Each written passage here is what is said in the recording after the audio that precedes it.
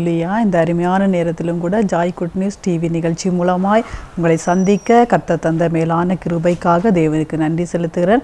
இப்பொழுது கூட நம்ம செய்திக்காக எல்லாரும் கண்களை மூடி ஜெபிப்போம். நல்ல தகப்பனே, உம்மை சோதரிக்கிறோம் ஆண்டவரே. இந்த அருமையான வேலைக்காக உமக்கு நன்றி செலுத்துகிறோம் ஏசப்பா. இந்த அருமையான வேலையிலும் தகப்பனே ஆண்டவரே, இந்த நிகழ்ச்சி மூலமாய் ஆண்டவரே சந்திக்க ஆண்டவரே நீங்கள் தந்த கிருபைக்காக நன்றி. இந்த நாளிலும் வேத வசனத்தை தியானிக்கும் போது ஏசப்பா நீங்கள் கூட இருங்கப்பா, நீங்களே பேசி நடத்தும்படியாக ஜெபிக்கிறோம், ஒப்பு கொடுக்கிறோம் இயேசுவின் நாமத்தில் பிதாவே, ஆமென். அல்லேலூயா. இன்றைக்கு கூட இயேசு எப்படி விடுதலை தருவார் என்கிற ஒரு தலைப்பில் உங்களோடு கூட தேவனுடைய வார்த்தையை நான் பகிர்ந்து கொள்ள போகிறேன். அநேக காரியங்களில் நமக்கு இன்றைக்கு ஒரு விடுதலை தேவை. ஆனால் அந்த விடுதலையை இயேசு எப்படியெல்லாம் ஜனங்களை விடுதலையாக்குறார், அவர் இன்றைக்கும் ஜீவிக்கிறார். வேதத்தில் நம்ம வாசிக்கும் போது அநேகரை அவர் விடுதலை ஆக்கினார், பாவத்திலிருந்து விடுதலை ஆக்கினார், சாபத்திலிருந்து விடுதலை ஆக்கினார், பிசாசின் போராட்டத்திலிருந்து இயேசு விடுதலை கொடுத்தார், அநேக அற்புதங்களை இயேசு செய்தார், வியாதியிலிருந்து விடுதலை கொடுத்தார். அந்த இயேசு இன்றைக்கும் உயிரோடு இருக்கிறபடினால அநேக ஜனங்களுக்கு அவர் விடுதலை கொடுத்து கொண்டிருக்கிறார். அந்த காரியத்தை குறித்து இன்றைக்கு நம்ம தியானிக்க போகிறோம். முதலாவது பாவத்திலிருந்து விடுதலை. இயேசு பாவத்திலிருந்து விடுதலை கொடுக்கிற ஒரு மெய்யான தகப்பன். அதனால்தான் நமக்கு எல்லாருக்குமே தெரியும், இயேசு நமக்காக சிலுவையிலே பலியானார். அந்த நாட்களை இன்றைக்கு நம்ம அனுசரித்து கொண்டிருக்கிறோம். அவருடைய பாடுகள் மரணங்களை குறித்து இந்த காலகட்டத்தில் நாம் அதிகமாய் நம்ம தியானித்து கொண்டிருக்கிறோம். அவர் இந்த உலகத்தில் ஒரு பாவ நிவாரண பலியாக இந்த உலகத்தில் வந்தாங்க. நம்முடைய பாவத்திற்காக அவங்க சிலுவையில் ரத்தம் சிந்தி மறிச்சாங்க அந்த நாட்களில். அதனால தான் இன்றைக்கு நம்ம அதிகமாய் அந்த பாடுகளை குறித்து தியானித்து அது எதற்காகன்னு சொன்னால், நம்முடைய பாவத்திலிருந்து நமக்கு ஒரு விடுதலை தருவதற்காக இயேசு அன்றைக்கு சிலுவையிலே ரத்தம் சிந்தி மறித்து 3ஆம் நாளிலே உயிரோடு எழும்பினாங்க. அது நம்ம எல்லாருக்கும் தெரியல. அந்த மாதிரி பாவ அடிமைத்தனத்திலிருந்து விடுதலை தருவதற்காக இயேசு இந்த உலகத்தில் ஒரு மனிதனாய் அவதரித்து வந்து அநேகருடைய பாவங்களை விடுதலையாக்கி இன்றைக்கும் நமக்கு ஒரு விடுதலையை தந்து கொண்டிருக்கிறார். அதனாலதான் மத்தேயு 9ஆம் அதிகாரம் 2ஆவது வசனம் சொல்லுது, அங்கே படுக்கையில கிடந்த ஒரு திமிர்வாதக்காரனை அவரிடத்தில் கொண்டு வந்தார்கள். இயேசு அவருடைய விசுவாசத்தை கண்டு திமிர்வாதக்காரன் நோக்கி, மகனே திடன்கொள், உன் பாவங்கள் உனக்கு மன்னிக்கப்பட்டது என்றார். பார்த்தீங்களா, இன்றைக்கு நம்ம இந்த வசனத்தை தியானிக்கும் போது திமிர்வாதக்காரனாக இருக்கிற ஒரு மனுஷனை இயேசுவிடத்தில் கொண்டு வந்தார்கள். ஆனால் ஆண்டவர் பார்க்குறார்களுடைய விசுவாசத்தை கண்டு, ஏன்னு சொன்னால் திமிர்வாதக்காரனாக இருக்கிறான், ஆனால் நான் இயேசுவால் விடுதலை கொடுக்க முடியும்னு சொல்லி அப்படி ஒரு விசுவாசத்தோடு கொண்டு வந்த உடனே இயேசு அவங்க விசுவாசத்தை கண்டு திமிர்வாதக்காரன் நோக்கி சொல்கிறார், மகனே திடன்கொள், உன் பாவங்கள் உனக்கு மன்னிக்கப்பட்டது என்று சொன்னார். பிரியமான தேவனுடைய பிள்ளைகளே, வியாதியில தான் அவன் பாதிக்கப்பட்டிருக்கிறான். ஆனால் ஆண்டவர் சொல்லுகிறார், உன் பாவம் உனக்கு மன்னிக்கப்பட்டதுன்னு சொல்லி.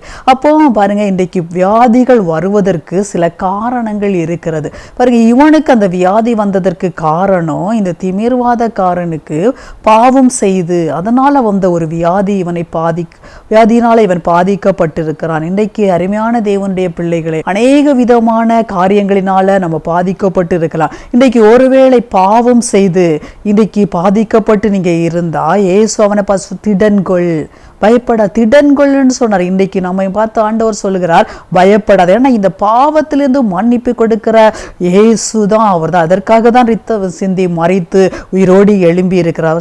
பாவங்கள் உனக்கு மன்னிக்கப்பட்டது என்றார். உடனே பாருங்க, அவனுக்கு சரியாயிட்டு திமிர்வாதக்காரனுக்கு எழும்பி நடக்க ஆரம்பிச்சான். எனக்கு பிரியமான தேவனுடைய பிள்ளையே, பாவத்திற்கும் அவன் அந்த வியாதியில பாதிக்கப்படுகிறதற்கும் ஒரு சம்பந்தம் இது. பாவம் செஞ்சு செஞ்சு அதனால பாருங்க அவன் பாதிக்கப்பட்டு படுக்கையில் இருக்கிறான். இயேசு அதை பார்த்தோன்னு அவருக்கு தெரிஞ்சு, இவன் பாவத்தினால தான் இந்த சாபம் வந்திருக்கிறது, இந்த வியாதி வந்திருக்கிறன்னு சொல்லி பாவத்தை மன்னித்து அவனுக்கு விடுதலை கொடுத்தார். இன்றைக்கு அருமையான தேவனுடைய பிள்ளைகளை, பாவ அடிமைத்தனத்தினால பாதிக்கப்பட்டு வியாதியோடு கூட இருந்தா கூட இயேசு இன்றைக்கு விடுதலை தருவார். இல்லை, வேதத்தில் பார்க்கும்போது அநேகர் விடுதலையை பெற்றுக்கொண்டார். வேதம் முழுவதும் பார்க்கும்போது ஆண்டவர் அநேகரை விடுதலை ஆக்கினார். பெரும்பாலுள்ள ஸ்திரீக்கு இயேசு விடுதலை கொடுத்தார். கண்கள் பாருங்க குருடானவர்களுக்கு விடுதலை கொடுத்தார். சப்பானிகளை நடக்க வைத்தார். அநேக அற்புதங்களை செய்தார். இன்றைக்கு உங்களுக்கும் அதை செய்வார். இயேசு ஆண்டவர் பெரியவர்.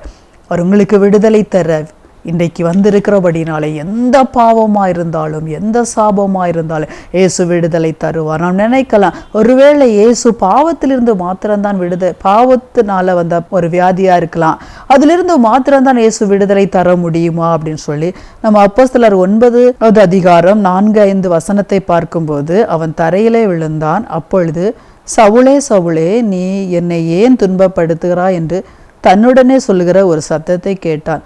அதற்கு அவன், ஆண்டவரே, நீர் யார் என்றான். அதற்கு கர்த்தர், நீ துன்பப்படுத்துகிற இயேசு நானே, முள்ளில் விதைக்கிறது உனக்கு கடினமாமேன் என்றார். அப்போஸ்தலர் 9:4-5 வசனத்தை நம்ம பார்க்கும்போது, சவுல், இந்த மனுஷன் பாருங்க, நல்லா கிறிஸ்தவர்களை தேவனுக்காய் வாழ்கிற அந்த காலகட்டத்தில் ரட்சிக்கப்பட்டு இயேசுக்காக வாழ்கிறவர்களை எல்லாம் கொலை செய்கிறதற்கு அவன் அதிகாரம் பெற்று, அவன் பெரிய அதிகாரத்தை கூட வாங்கிட்டு அவர்களை கொலை செய்யும்படியா, ஸ்திரீகளை, குழந்தைகள் எல்லாரையும் கொலை செய்யும்படி புறப்பட்டு வந்தான். ஒரு பெரிய பாவம், கொலை செய்கிற அளவுக்கு அவனுடைய வாழ்க்கையில் பாருங்க, கொலை செய்து வாழ்ந்த அவனை இயேசு வழியில் சந்திக்கிறார். சொல்றார், சவுளே சவுளே, நீ ஏன் என்னை துன்பப்படுத்துகிறாய் என்று தன்னுடன் சொல்கிற சத்தத்தை கேட்டான். அருங்க பிரியமான தெய்வ பிள்ளையே, இன்றைக்கு கூட ஆண்டவர் நமக்கு சொல்றார், பாவத்திலிருந்து விடுதலை தந்து அந்த வியாதியை மாற்றுகிறது மாத்திரமல்ல, அந்த சாபத்தில் அதே மாதிரி பாவ அடிமைத்தனத்தில் இருக்கிற ஒரு பவுலை ஆண்டவர் சந்தித்து, நமக்கு தெரியும் புதிய ஏற்பாட்டில் பயங்கரமாய் கர்த்தருக்காக செயல்படுகிற ஒரு ஊழியக்காரனாய் கர்த்தர் மாற்றினார். எனக்கு அருமையான பிள்ளைகளே, அவர் சந்திச்சோன்னு நான் கேட்குறேன், ஆண்டவரே நீர் யார் என்று அவன் நினைக்கிறான். அவன் தரையில் விழுகிறான். உடனே நினைக்கிறான், இது ஒரு ஆண்டவர் தான், ஒரு பெரிய ஒரு சத்தம் கேட்குது, அது கடவுள் தான் அப்படின்னு நினைக்கிறான். நீ துன்பப்படுத்துறால அந்த இயேசு நான் தான் அப்படின்னு சொல்லி, பிரியமான தெய்வ பிள்ளையை, பாவத்திலிருந்து விடுதலை தருகிற அதே இயேசு பாவ அடிமைத்தனத்தில் இருக்கிற ஒருத்தரை சந்தித்து அவருடைய டோட்டல் வாழ்க்கையே மாற்றி ஒரு ஊழியக்காரனாய் மாற்றுகிறார். எனக்கு பிரியமான தெய்வ பிள்ளைகளை, இந்த செய்தியை நீங்கள் கேட்டுக்கொண்டு இருக்கும்போது, ஒருவேளை உங்கள் வீட்டில் இப்படிப்பட்ட சூழ்நிலையில் பாதிக்கப்பட்டு ஒரு பாவ அடிமைத்தனத்தில் இருக்கிற வாலிபர்களுக்காக நீங்கள் செபிச்சு கொண்டிருக்கலாம். உங்களுடைய கணவராக இருக்கலாம், உங்களுடைய பிள்ளைகளாக இருக்கலாம், இல்லை உங்களுடைய கிராமத்தில் ஒருவராக இருக்கலாம், உங்க தெருவில் ஒருத்தங்களா கூட இருக்கலாம். இவங்க இந்த மாதிரி பாவ அடிமைத்தனத்தில் இருக்காங்களே, இந்த மாதிரி கொலை வரியினாலையும் பயங்கரமான குடியினால பயங்கர பாவ அடிமைத்தனத்தில் இருக்காங்களே, இச்சை போன்ற பலவிதமான பாவ அடிமைத்தனத்தில் இருக்க, இவங்க எப்படி மாறுவாங்க? இயேசு இவர்களை மாற்ற முடியுமா? இந்த இயேசு அந்த மனிதனுடைய வாழ்க்கையை டோட்டலாக மாற்ற முடியுமா அப்படின்னு நம்ம நினைக்கலாம். நீங்கள் செபிச்சு கொண்டு இருக்கலாம். எனக்கு இந்த செய்தியை கேட்கிற அருமையான தெய்வ பிள்ளைகளை, இன்றைக்கு ஆண்டவர் ஒரு வாக்கு கொடுக்கிறார். ஒரு சவுலை பவுலாய் மாற்றின ஆண்டவர் இன்றைக்கு உங்களுடைய பிள்ளைகள் யாராக இருந்தாலும் நீங்கள் செபிக்கிற அந்த நபரை நிச்சயமாகவே கர்த்தர் மாற்றி நல்ல ஒரு தெய்வ மனிதனாய் மாற்றி அநேகருக்கு ஆசீர்வாதமாய் மாற்றுவார். அவர்தான் ஒரு வல்லமையான ஊழியக்காரராய் பயன்படுத்தப்பட்ட தேவனுக்காக வைராக்கியமாய் எழும்பினாங்க. இந்த காலத்தில் கூட அநேக வாலிப பிள்ளைகள் சிலர் ரட்சிக்கப்படும் முன்ன சொல்லுவாங்க, நான் குடிகாரனாக இருந்தேன், கொலைகாரனாக இருந்தேன், பயங்கரமான பாவ அடிமைத்தனத்தில் இருந்தேன், கஞ்சா போன்ற போதைகளுக்கு அடிமையாக இருந்தேன், ஆனால் இயேசு இன்றைக்கு என் வாழ்க்கையை டோட்டலாக மாற்றிட்டாங்க, இன்றைக்கு நான் அதை எல்லாவற்றிலிருந்து விடுதலையை பெற்றுக்கொண்டேன்னு சொல்லி அநேகருடைய வாழ்க்கையில் பெரிய மாற்றம். ஒரே ஒரு வழி அதுதான். நம்ம நினைக்கலாம், அப்படிப்பட்ட ஒரு கொடூரமான ஒரு வாலிபனுக்காக நீங்கள் செபிச்சு கொண்டிருக்கலாம். ஐயோ, இவன் இந்த போதை அடிமைத்தனத்திலிருந்து வெளியே வர மாட்டானா, இந்த பாவ அடிமைத்தனம் இவனை விட்டு விலகாதா, அநேகர் அதனால சிலருடைய உபத்திரவ, சிலர் வார்த்தையினால பாதிக்கப்பட வைப்பாங்க, கஷ்டப்பட்டு கொண்டிருக்கிறீங்களா? இன்றைக்கு ஆண்டவர் உங்களுக்கு ஒரு வாக்கு கொடுக்கிறார். ஒரு சவுலை பவுலாய் மாற்றின ஆண்டவர் கண்டிப்பா பாவ அடிமைத்தனத்தில் இருக்கிற, நீங்க செபிச்சு கொண்டிருக்கிற, ஒருவேளை உங்க சபையின் பிள்ளைகளா இருக்கலாம், உங்க குடும்பத்தின் பிள்ளை, உங்க வீட்டில் கூட இருக்கலாம், நீங்க தொடர்ந்து ஜெபிங்க. கர்த்தர் அந்த வாலிபனை மாற்றி கர்த்தருக்கு ஆசீர்வாதமாய் மாற்றுவார். எனக்கு அருமையான தேவனுடைய பிள்ளைகளை, இப்படிதான் ஆண்டவர் முதலாவது அவர் பாவ அடிமைத்தனத்தினால வந்த வியாதியிலிருந்து விடுதலை கொடுக்கிறார். அதே ஆண்டவர் பாவ அடிமைத்தனத்தில் இருக்கிற ஒரு மனுஷனை அவருடைய வாழ்க்கை முழுவதும் மாற்றி நல்ல ஒரு வாழ்க்கையை கொடுக்கிறார். நம்ம கூட சொல்லுவோம், இல்லை நான் எல்லாரும் சொல்ல முடியும், நான் ரட்சிக்கப்படுவதற்கு முன்பாக இந்த மாதிரி பாவ அடிமைத்தனத்தில் இருந்தேன், பயங்கரமான பாவ சாபத்தில் இருந்தேன், ஒரு நாள் இயேசு என்னை சந்தித்தார், நம்ம கூட விடுதலை ஆகணும்னு அப்படி யோசிப்பாங்க. இல்லை, ஒரு வாலிபன் கூட சொன்னான், நான் பயங்கரமான குடி, பயங்கரமான அடிமைத்தனத்தில் இந்த வாழ்க்கை முடிந்து போகும் என்கிற ஒரு சூழ்நிலை இருக்கும்போது ஒரு ஊழியக்காரங்க மூலமாய் அவன் இயேசுவை ஏற்றுக்கொண்டான். அப்போ அவன் சொன்னான், அந்த அடிமைத்தனத்தில் இருக்கும்போது நான் கூட யோசிப்பேன், அப்படி குடிச்சு ரொம்ப கஷ்டப்படும்போது இதுலேருந்து எப்படியாவது விடுதலை ஆகணும், இதுலேருந்து வெளியே வரணும் அப்படின்னு சொல்லி, ஆனால் என்னால் வெளியே வரவே முடியலை. அந்த அடிமை, அந்த பாவம் இவர்களை அடிமைப்படுத்தி விட்டது. அந்த அடிமைத்தனத்துக்குள்ளால போன பின்னால என்னால் வெளியே வர முடியாமல் நான் ரொம்ப கஷ்டப்பட்டு கொண்டிருந்தேன். ஆனால் இயேசு இடத்துல நான் வந்தபோது, அந்த ஊழியக்காரன் மூலம் இயேசுவை நான் அறிந்து கொண்ட போது என் பாவங்களை அறிக்கை பண்ணினேன். இயேசுவே, இந்த பாவம் என் வாழ்க்கையில் இருக்குது ஆண்டவரே, என்னால் கூட இதை விடுதலை ஆக முடியலை. இயேசுவே, இந்த பாவம், இந்த குட்டி பழக்கத்திலிருந்து எனக்கு ஒரு விடுதலை தாருன்னு சொல்லி அழுது ஜெபிக்க ஜெபிக்க நான் சொல்கிறேன், என்னுடைய மனதுக்குள்ளாடி, என்னுடைய இருதயத்திற்குள்ளாடி பயங்கரமான துக்கம், ஒரு மன அழுத்தம், அந்த மாதிரி தற்கொலை பண்ணணும் அப்படியெல்லாம் ஒரு எண்ணம் இருந்தான். ஜெபிக்க ஜெபிக்க நான் இயேசுவே என்னை கழுவும், இயேசுவே என் பாவத்தை மன்னியும்னு சொல்ல சொல்ல என்னுடைய வாழ்க்கை இருதயத்திலே ஒரு சந்தோஷம், சமாதானம். நான் இயேசுக்கு வாழ்க்கை அன்றிலிருந்து சொன்னேன், எத்தனையோ ஆண்டுகளாக நான் விடணும், இந்த மாதிரி பழக்கத்தில் இருக்கக்கூடாதுன்னு நினைச்சேன். அன்றிலிருந்து அந்த குடி பழக்கத்தின் மேல் எனக்கு ஒரு வெறுப்பு உண்டாகி விட்டது. அதன் பிறகு பாருங்க, எனக்கு அது ரொம்ப வெறுப்பு அந்த குடி. அது மாத்திரமல்ல, அவனை போல எத்தனை வாலிபர்கள் அப்படி பாவ அடிமைத்தனத்தில் இருக்காங்களோ, அவன் ஃப்ரெண்ட்ஸுக்கெல்லாம் இயேசுவை சொன்னான், அவர்களை தேடி போனான். இயேசு என் வாழ்க்கை இன்றைக்கு மாற்றிட்டார், உங்களையும் மாற்றுவான்னு சொல்லி அநேகரை பாருங்க அவன் கர்த்தருக்குள்ள நடத்த கிருபை செய்தார். அவன் அருமையான தெய்வ பிள்ளையே, பாவ அடிமைத்தனம் என்பது ஒரு மனுஷனுடைய வாழ்க்கையை மாற்றும்.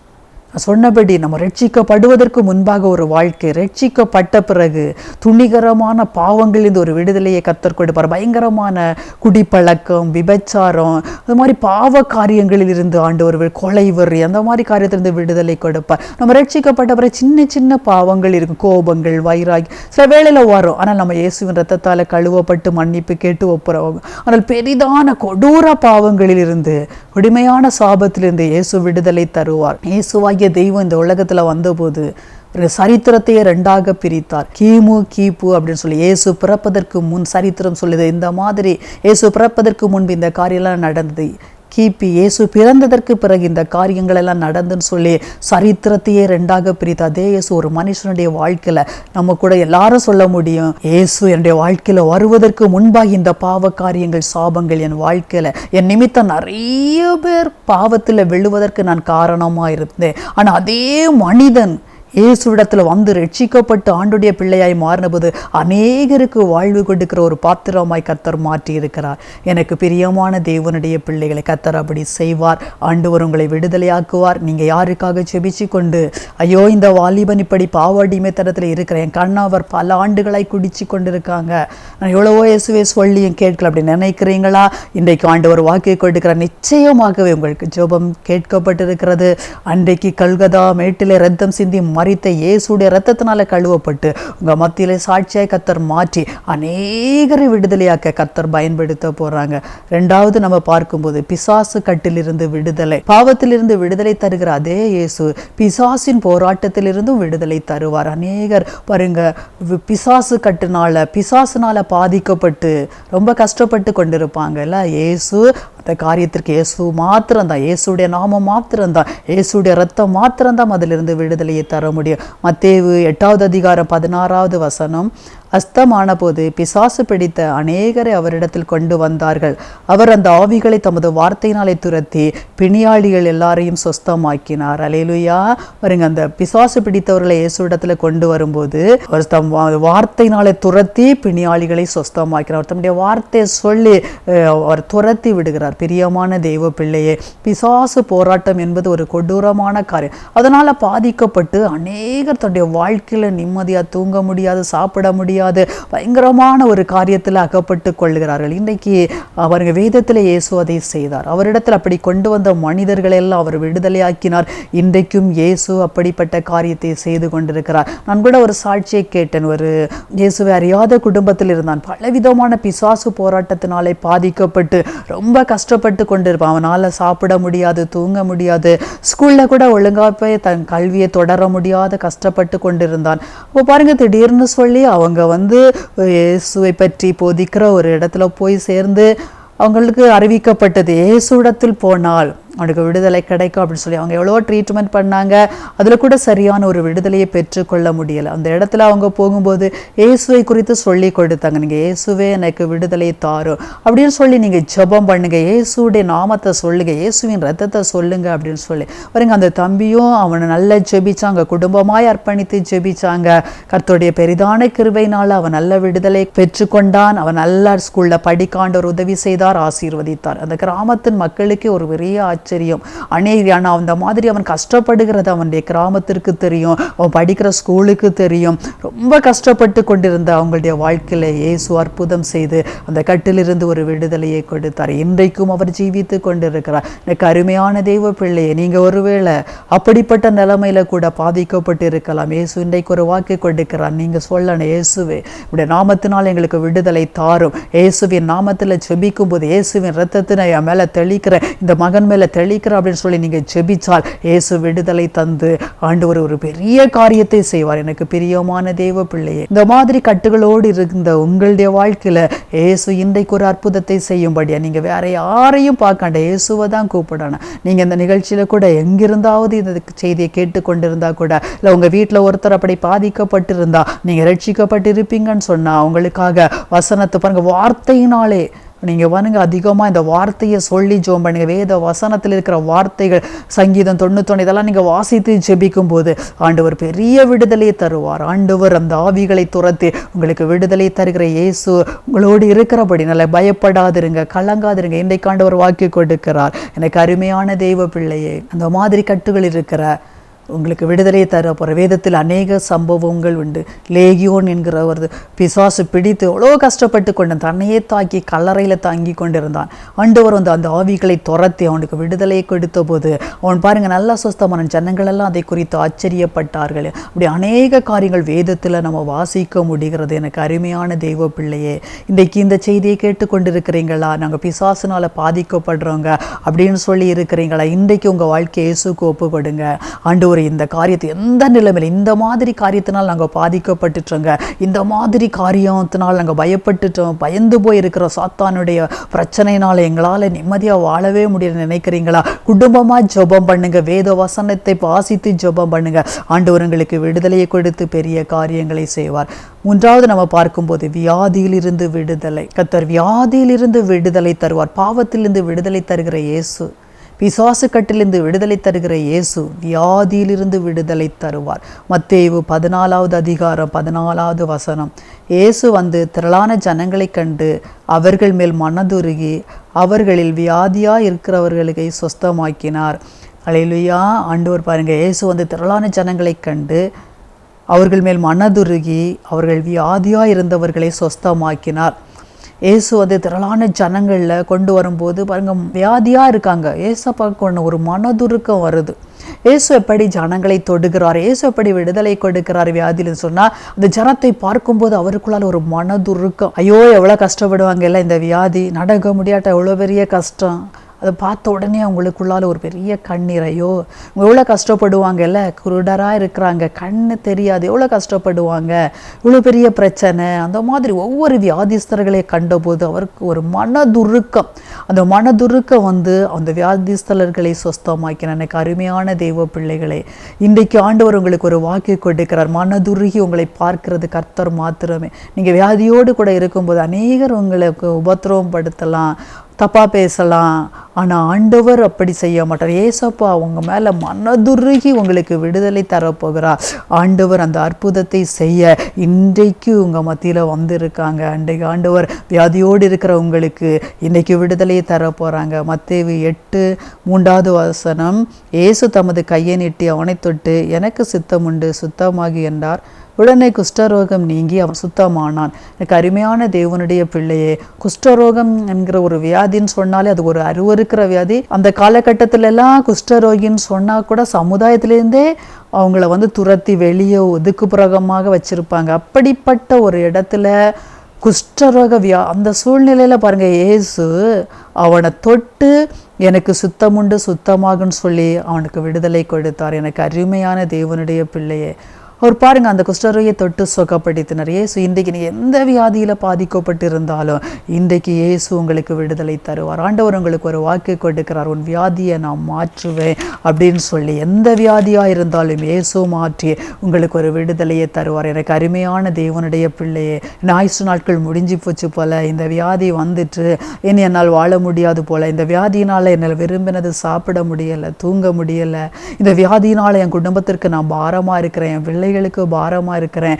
என் கணவருக்கு பாரமாக இருக்கிறேன், இந்த வியாதியினால் என்னால் ஒழுங்காக ஜெபிக்க முடியலை, ஆண்டோடைய ஊழியத்தை செய்ய முடியலை, தொடர்ந்து என்னுடைய பணியை நான் தொடர்ந்து செய்ய முடியலை, இப்படி ஏதோ ஒரு விதத்தில் நீங்கள் வியாதியினால் இன்றைக்கு பாதிக்கப்பட்டிருக்கலாம். ஆண்டவர் உங்களுக்கு ஒரு வாக்கு கொடுக்கிறார், இந்த வியாதியிலிருந்து இயேசு விடுதலை தருவார். அவர் உங்கள் மேலே மனதுருகி உங்களை தொட்டு சுகப்படுத்த போகிறார். இன்றைக்கு நம்ம நல்லா ஜெபிக்கணும். எனக்கு அருமையான தெய்வ பிள்ளையே, இயேசுவால் கூடாத காரியம் ஒன்றுமே இல்லை. நான் ஒரு சாட்சியை கூட கேட்டேன். ஒரு வாலிபர் ஒரு 16 வயசு இருக்கும்போது அவருடைய காற்று பாதிக்கப்பட்டது, அவருடைய லிவர் பாதிக்கப்பட்டு பாருங்க ரொம்ப கஷ்டமாயிட்டு படுக்கை ஆயிட்டாங்க, கை கால்கள் செயல்பட முடியாதபடி அப்படியே படுக்கையில் இருக்கும்போது அவங்க இயேசுவை அறியாத ஒரு குடும்பத்தை சார்ந்தவங்க அநேக மருத்துவங்களை செஞ்சாங்க, ஒரு பலனும் இல்லை.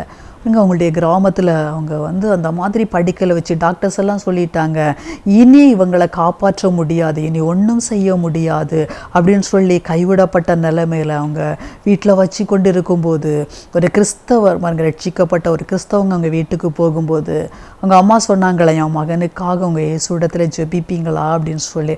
ஆனால் அவங்க பாருங்கள், அந்த ரட்சிக்கப்பட்ட வாலிபர் அவர் பக்கம் முழங்கால் படிட்டு ஜெபிக்க ஆரம்பித்தார். இந்த வியாதியோடு படுத்திருக்கிற இந்த வாலிபர் அவங்க கூட நினைக்கிறாங்க, எனக்கு இயேசுவை பிடிக்காது, இயேசுவுக்கு எனக்கு சம்பந்தமே இல்லை, ஆனால் இப்போ அவங்க ஜெபிக்கிறாங்க அப்படின்னு சொல்லி அந்த ஜெபத்தை கேட்டு கொண்டிருக்கும் போது அவங்க சொன்னாங்க, அந்த அறைக்குள்ளால் ஒரு பெரிய ஒளி, அதற்குள்ளாடி ஒருத்தர் நடந்து வருகிறது அவங்களுடைய கண்ணில் பார்க்க முடிந்தது. இவங்களுடைய கை கால்கள் செயல்பட முடியலை, அப்படியே படுக்கையில் மரணத்தோடு போராடி கொண்டிருக்க அவருடைய கண்கள் அப்படி பார்க்குறாங்க.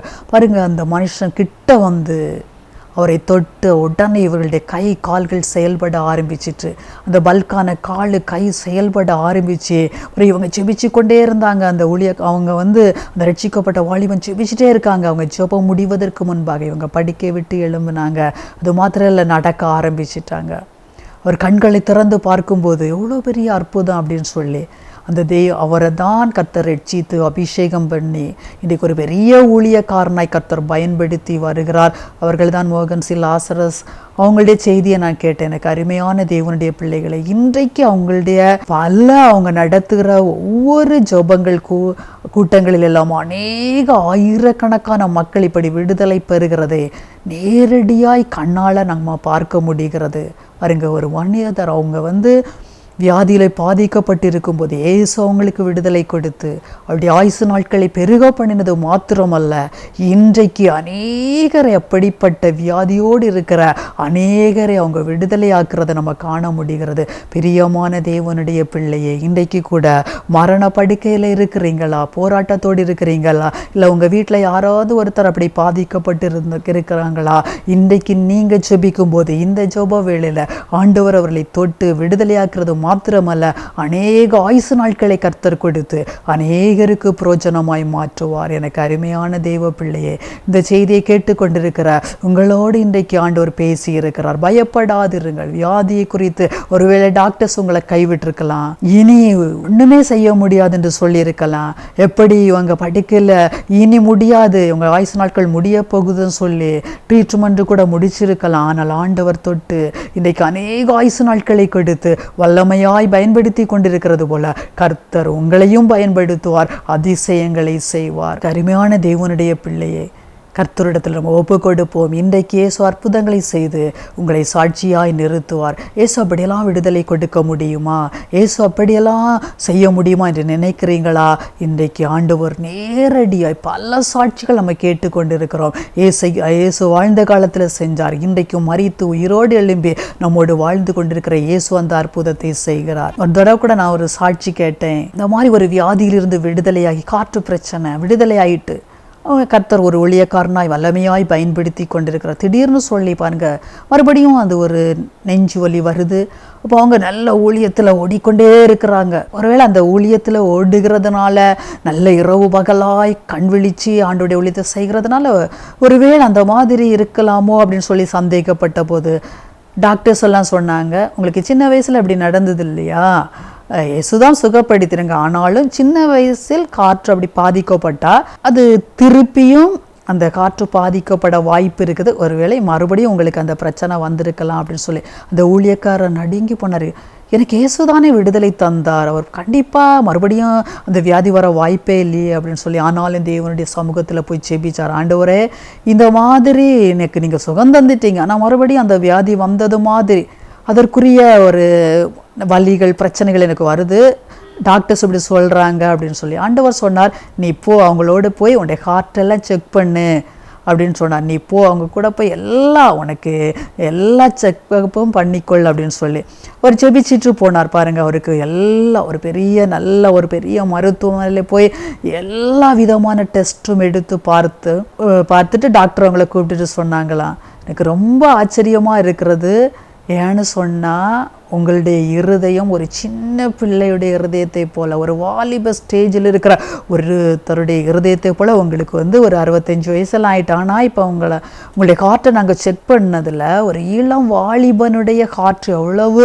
அழகாய் அது ஃபங்க்ஷன் ஆகுமோ அந்த மாதிரி உங்களுக்கு இருக்கிறது, அதனால் உங்களுக்கு எந்த பாதிப்பும் இல்லைன்னு சொல்லி அனுப்பினார்களாம். அப்போ தான் அவர் ஆண்டவருக்கு நன்றி சொன்னார். ஆண்டவரே, அன்றைக்கு வாலிபனாக இருக்கும்போது எனக்கு விடுதலை தந்தது தான் அப்படின்னு சொல்லி அந்த ஆண்டவர் அன்றைக்கு எனக்கு விடுதலை தந்த அதே காற்று அதே வாலிப ஸ்டேஜில் எனக்கு திருப்பி தந்தது புதிதான ஒரு காற்றாய் இன்றைக்கும் செயல்பட்டு கொண்டிருக்கிறது அப்படின்னு சொல்லி அவங்க ஒரு சில நாட்கள் ரெஸ்ட் எடுக்கும்போது பாருங்க, ஒன்றும் இல்லை, பிரச்சனையே இல்லாதபடி இன்றைக்கும் பல ஆண்டுகள் உயிரோடு இருந்து ஆண்டவருக்காக செயல்பட முடியுது. எனக்கு அருமையான தேவனுடைய பிள்ளைகளை, இயேசு விடுதலை தருவார். ஆண்டவர் நம்மளை விடுதலையாக்க இன்றைக்கு உங்கள் மத்தியில் வந்திருக்கிறார். முதலாவது அவர் பாவத்திலிருந்து விடுதலை தருவார். பாவத்தில் விடுதலை தருகிறது மாத்திரமல்ல, பாவத்தில் இருந்து விடுதலை பெற்ற அந்த மனிதனை எப்படி கர்த்தர் மாற்றி ஒரு சவுளை பவுலாய் மாற்றி அநேகருக்கு ஆசீர்வாதமாய் மாற்றினது போல கர்த்தர் மாற்றுவார். பிசாசு கட்டிலிருந்து அநேகரை ஆண்டவர் விடுதலை ஆக்கினார், இன்றைக்கும் விடுதலை ஆக்கி கொண்டிருக்கிறார். இயேசுடைய நாமத்தினால, இயேசுடைய இரத்தத்தினால நமக்கு விடுதலையை தரப்போகிறார். வியாதியிலிருந்து விடுதலை, வியாதியோடு கஷ்டப்பட்டிருக்கிற அநேகரை வேதத்தில் ஆண்டவர் விடுதலை ஆக்கினார். இன்றைக்கும் அவர் உயிரோடு இருக்கிறபடினால அநேகருக்கு விடுதலை கொடுத்து நம்மை ஆண்டவர் பயன்படுத்துவார், ஆண்டவர் ஆசீர்வதிப்பார். இப்போ நம்முடைய இந்த செய்திகளுக்காக நம்ம கண்களை மூடி ஜெபிப்போம். நல்ல தகப்பனே, உம்மை சோத்தரிக்கிறோம் ஆண்டவரே, அருமையான இந்த வேலைக்காக உமக்கு நன்றி செலுத்துகிறோம் ஆண்டவரே. ஆண்டவரே, இந்த டிவி நிகழ்ச்சி மூலமாக இயேசுப்பா உடைய பிள்ளைகளை சந்திக்கிற ஒரு வாய்ப்பை நீங்கள் தந்ததற்காக நன்றி ஆண்டவரே. இயேசு எப்படி விடுதலை தருவார் என்கிற தலைப்பில் ஆண்டவரே, நீர் எப்படியெல்லாம் விடுதலை தர முடியும் என்பதை இன்றைக்கு தியானித்திருக்கிறோம் ஆண்டவரே. பாவத்திலிருந்து விடுதலையை கட்டளையிடும்படியாக ஜெபிக்கிறோம் ஆண்டவரே. ஏசப்பா, அன்றைக்கு ஒரு திமிர்வாத காரனை ஆண்டவரே பாவத்திலிருந்து நீங்கள் விடுதலை ஆக்கி ஆண்டவரே அந்த வியாதியை மாற்றினது போல ஆண்டவரே, ஏசப்பா பாவத்தினால ஒருவேளை பாதிக்கப்பட்டு இந்த ஜெப வேளையில கலந்து கொண்டிருப்பாங்கன்னு சொன்ன ஆண்டவரே, விடுதலை ஆக்கி அந்த ஆண்டவரே வியாதியை மாற்றும்படியாக ஜெபிக்கிற ஆண்டவரே. எத்தனையோ வீடுகளில் ஆண்டவரே வாலிப பிள்ளைகள் நிமித்தம் ஆண்டவரே, குடும்ப தலைவர்கள் நிமித்தம் ஆண்டவரே, ஏசப்பா சபையில யாருக்கோ அல்லது ஆண்டவரே அவங்க வாழ்ற கிராமமோ பட்டணத்திலே ஆண்டவரே, ஐயோ இந்த வாலிபன் இந்த பாவ அடிமைத்தனத்தில் இருக்கிறான்னு சொல்லி அன்றைக்கு ஒரு சவுல் அநேகரை கொன்று குவித்து ஆண்டவரே செய்து கொண்டிருந்தவனை நீங்க வழியில சந்தித்தது போல உங்களுடைய பிள்ளைகள் இந்த வழியில சந்திக்கும்படியாக நாங்கள் ஜெபிக்கிறோம் ஆண்டவரே. அவனை ஆண்டவரே நீர் ஒரு பவுலாய் மாற்றி அநேகருக்கு பிரோஜனமாய் மாற்றினது போல தகப்பனே, ஆண்டவரே இந்த ஜெபவேளை ஜெபிக்கிற உங்களுடைய பிள்ளைகள் யாருக்காக ஜெபிக்கிறாங்களே சப்பா, அவங்களை ஆண்டவரே நீங்க எடுத்தப்பா அநேகருக்கு ஆசீர்வாதமாய் மாற்றும்படியா ஜெபிக்கிற ஆண்டவரே. ஏசப்பா, பிசாசு போராட்டத்தினாலே பாதிக்கப்பட்டு ஏசனுக்கு விடுதலை தர முடியுமா, இதனால இந்த மாதிரி பாதிப்புகள் என் வாழ்க்கையில இருக்குதுன்னு சொல்லி யாரெல்லாம் இந்த ஜெப வேளையில் ஆண்டவரே ஜெபித்து கொண்டிருக்கிறாங்களோ அவங்களை நீங்க தொடுங்க ஆண்டவரே. ஏசப்பா நீங்க தொடுங்க, இயேசுவின் நாமத்தினால ஆண்டவரே விடுதலை கொடுங்க, இயேசுவின் இரத்தத்தினால ஆண்டவரே நீங்க விடுதலை கொடுங்க ஆண்டவரே. நீங்க கொல்கதா மலையில ரத்தம் சிந்தி மறிச்சீங்களே ஏசப்பா, ஆண்டவரே உடைய பிள்ளைகளை அந்த இரத்தத்தினாலே விடுதலை ஆக்கி ஆண்டவரே என்னென்ன காரியத்தை காரியத்துல முடக்கப்பட்டு இருக்கிறாங்களோ அப்பா, தொழில் ஆண்டவரே இருக்கிற முடக்கங்களை மாற்றுங்க ஆண்டவரே, வியாதியை மாற்றுங்க ஆண்டவரே. பிசாசு கட்டினால எந்த காரியத்துல பாதிக்கப்பட்டு இருக்கிறாங்களோ அவற்றிலிருந்து ஒரு விடுதலையை கொடுக்கும்படியே ஜெபிக்கிற ஆண்டவரே. ஏசப்பா, வியாதியிலிருந்து நீங்க விடுதலை கொடுத்து கொண்டிருக்கிறீங்களே ஏசப்பா. ஆண்டவரே, வேதத்தில் ஆண்டவரே திரளான ஜனங்களை வியாதியோடு அப்பா இடத்துல கொண்டு வந்த போது அவர்களை எல்லாரையும் நீங்க தொட்டு சுகமாக்கினீர்கள் அப்பா. ஆண்டவரே, குஷ்டரோகிகளை தொட்டீங்க ஆண்டவரே, குருடர்களுக்கு கண்கள் ஆண்டவரே பார்வையடைய செஞ்சீங்க, சப்பானிகளை நடக்க வச்சீங்களே ஆண்டவரே. ஆண்டவரே, பயங்கரமான எந்த வியாதியா இருந்தால் ஆண்டவரே நீங்க சொஸ்தப்படுத்தினது போல இந்த நாளிலும் ஆண்டவரே அநேக சாட்சிகளாய் கேட்கிறோம்ப்பா. மரண படுக்கையில் இருந்து தூக்கி எடுத்து ஆண்டவரே இன்றைக்கு ஊழியக்காரங்களாய் வல்லமையாய் பயன்படுத்தி ஆண்டவரே அவங்க மூலம் அநேகர் அப்படிப்பட்ட சூழ்நிலை இருக்கிறவர்களை விடுதலை ஆக்க ஆண்டவரே நீங்க பயன்படுத்தி கொண்டிருக்கிறது போல ஏசப்பா, நீங்க விடுதலை ஆக்கும்படியா ஜெபிக்கிற இந்த நேரத்திலும் வியாதியோடு இருந்து ஆண்டவரே எனக்கு ஒரு சுகம் தரமாட்டார, இந்த அளவுக்கு மாத்திரை சாப்பிட்டு ஆண்டவரே மாதந்தோறும் ஆண்டவரே மாத்திரைக்குன்னு சொல்லி எவ்வளவோ செலவு பண்ணி கஷ்டப்பட்டு இருக்கிற உம்முடைய பிள்ளைகளுக்கு நீர் விடுதலையை கொடுத்து ஆண்டவரே ஏசப்பா நீங்க சுகப்படுத்தி ஆண்டவரே இந்த பிரச்சனையில் இருந்து ஒரு விடுதலையை கொடுக்கும்படியா ஜெபிக்கிறோம்ப்பா. யாரெல்லாம் வியாதியில பாதிக்கப்பட்டு இருக்கிறாங்களே ஏசப்பா, இப்போது நீங்க அவர்களை விடுதலை ஆக்குகிறதற்காக நன்றி ஆண்டவரே, சுகம் கொடுக்கிறதற்காக நன்றி. பரிபூர்ண விடுதலை கொடுத்து உடைய பிள்ளைகளுக்கு ஆயுசு நாட்களை பெருக பண்ணி அப்பா பல ஆண்டுகள் உயிரோடு இருந்த ஆண்டவரே அப்பா உம்முடைய நாமத்தை மகிமைப்படுத்த ஏசப்பா நீங்க கிருபை செய்ய போகிறதற்காக நன்றி ஆண்டவரே அப்பா. உம்முடைய கரத்துல ஒப்பு கொடுத்து ஜெபிக்கிறோம் அப்பா, பொறுப்படுங்க இயேசுவின் நாமத்தில் பிதாவே, ஆமென். அல்லேலூயா.